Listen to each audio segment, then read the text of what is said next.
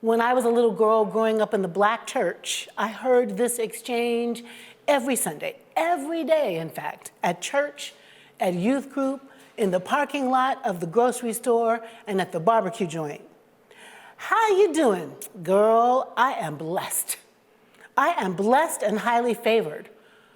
I'm too blessed to be stressed. Yes.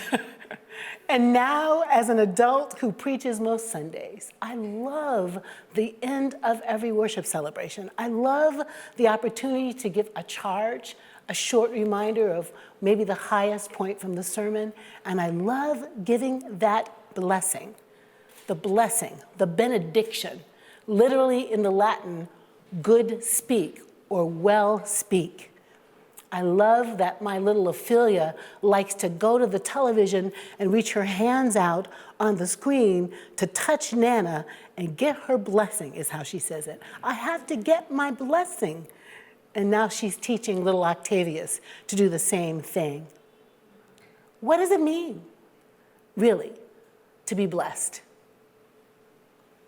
Getting that thing you prayed for, that car, that test passed, that winning the lottery ticket, you know y'all pray for that too. What does it mean, really, to be blessed? Jesus teaches these Beatitudes in both the Gospels. Baruch is the word he would have known from his Hebrew people. Baruch meaning blessed, like Baruch Atah Adonai at the beginning of so many Jewish prayers, meaning joyful, meaning peace-filled, maybe even meaning otherworldly, as in with no cares and at shalom. In the ancient world, folks would have thought that you were trouble-free when you're blessed. No worries, everything is going to be all right. And Beatitudes. Beatitudes, the Greek word is marakios. Marakios, meaning the same thing, happy, blessed, lifted up, an increase in wellness. In fact, the only people in the ancient world where Jesus lived, in Jesus' time, that it would have seen to be blessed, marakios, this will shock you, the Roman citizens. Had to be a citizen to be blessed, to be well-doing, to be carefree. Not Jesus and his people. The Romans were marakios. In that context, when Jesus preaches, blessed are the poor, blessed are the hungry, blessed are those who are persecuted, he is flipping the worldview upside down, as was his custom. So for Jesus' people, and for the Black folks I grew up with, how in the world are they singing, talking, dancing, high-fiving about being blessed in the context of worry, in the context of struggle? Worried but blessed, struggling but blessed, hungry, living in Jim Crow but blessed, underpaid, walking rather than riding a bus in the back, but blessed, marching across a bridge for voting rights, getting your head bashed in, sitting at lunchroom counters, being assaulted by ketchup bottles, abused for standing up for their rights. Blessed. Oh yes, stressed by living in American racism, but blessed. How? How? Why? I've been wrestling with, really working on and digging into what it means to be Black in America for almost all of my preaching career. How is it a blessing to be the people upon whose backs this nation is built? What can we learn about blessing from Black folks and Black folks' religion? What can we learn about it from our history? I'm going to do what preachers don't usually do and tell you my conclusion right up front today so I can come back to it. Every human being on the planet, if they want to know about God, if they want to know about faith, if they want to know about fierce love, if they want to know about grit and determination, about making a way out of no way, if they want to know about coming across a way that with tears has been watered and finding yourself standing up and saying, glory, hallelujah, if you want to know how to stand in a pulpit like Martin did when you know you're going to die and say, I'm not fearing anything, I'm not worried about any man, I'm happy tonight because mine eyes have seen the glory of the coming of the Lord. If you want that kind of faith, you best to be studying some Black history. Because Black folks' religion, honed out of a stone of despair, is exactly the gift that Black folks have to give this nation in spite of, maybe, and because of. We know God is able to do more than we can ask or imagine. Let's talk just a little bit about why we call this month a month of Black history. Carter G. Woodson chose February for Negro History Week because of tradition and because of reform. He chose that week in February because two prominent Americans had birthdays, Frederick Douglass and Abraham Lincoln. Frederick Douglass, the great emancipator, President Lincoln, the great emancipator. He wanted to celebrate that week in history because Black people had begun to celebrate Lincoln's birthday as a tradition. And Woodson wanted to amplify the tradition so that it would actually move from celebrating two great men, but to celebrating great people, meaning Black people who were called Negroes in those days.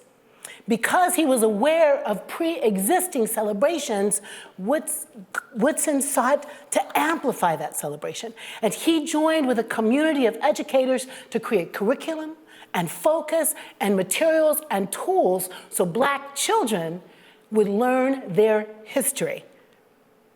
He railed against the ignorant spellbinders, he called them, who addressed large convivial gatherings and displayed their lack of knowledge about the men and the women who shaped our nation. And more importantly, he wanted folks to understand that it wasn't just a couple of great men, but it was women and children and aunties and uncles cooking and baking and having ordinary lives, raising children, delivering milk, sweeping streets, picking up garbage, teaching classes, being nurses, being doctors, being scientists, Black, beautiful, incredibly gifted, ordinary and extraordinary people shaping a nation.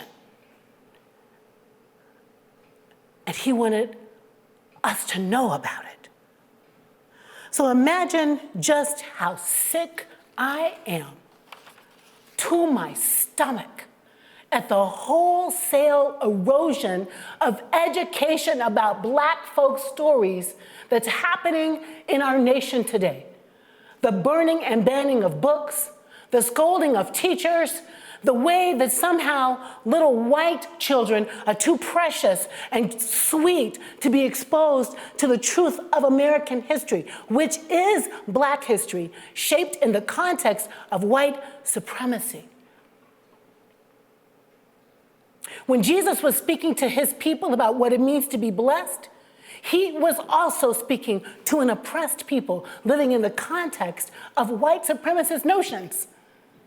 And what he did is told them this scourge, this oppression, this sense of being downtrodden, put out and left out, all of this is the context in which you actually will find well-being and peace and joy. Why? Because you are God's people. And because God will not leave you. And because God will take what they intend to be your undoing to be your strengthening. Because God will force in your soul a sense of resilience and can do. Because the suffering is the context that etches into you power. When Jesus is speaking to his people, he is speaking to us today. And I'm just going to say, speaking to all of us. Because in the worldview of the Christ, in the reign of God, all of our destinies, all of our thriving and surviving are interconnected in the spirit of Ubuntu. Dr. King said it this way: I can't be fully who I am until you become fully who you are meant to be. We're woven together in a garment of destiny. What I'm telling you, friends, is black folks surviving is your surviving. Black folks' excellence is your excellence. Black folks' discoveries, black folks' scientific exploration, black folks' joy, black folks' resistance, and yes, black folks' grief. All of that belongs to you as well. Our nation, our globe is impoverished when we don't look at each other's stories and understand the link between them. And we cannot talk about black history without talking about white rage and the ways that it has been a blight, not only for black people, but for all people of color and all religious minorities. We have to talk about what it means to be a blessing, what it means to be a blessing, what it means for all of us to be lifted up, to have joy, to have peace, is for us to take responsibility for each other's lives and each other's livelihood. All of the children need to know our story. All of the children need to understand the interconnection between the suffering of brown and black people and the oppression given at the hands of white folks. And all of the parents, the black ones, the white ones, the Asian ones, the indigenous ones, the Latinx ones, all of the parents, all of the teachers, all of the uncles and aunties and titis, all of us have to understand that our children are watching us.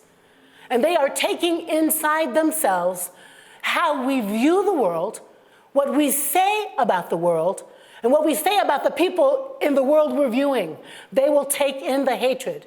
They will take in the dissing. They will take in the criticism. They will take in the strong sense of they as opponent.